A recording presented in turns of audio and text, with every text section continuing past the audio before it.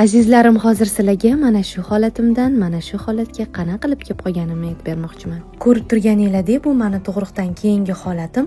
O'zi ham naqd 74 kilo bo'lganman. Bu esa meni 14 kiloga ozganimdagi holatim. Qanaqasiga ozdiz desanglar, meni sog'lom ozishimga NL mahsulotlari yordam berdi. Har kuni Biadron, Drain Effect, kokteyl va lyuks choylarni ichib ozdim. Biadronning foydali tomoni shundaki, homilador va emizikli ayollarga ham mumkin bo'lib, charchoq, stress, depressiya holatlaridan chiqib ketishga yordam beradi, tetiklashtiradi.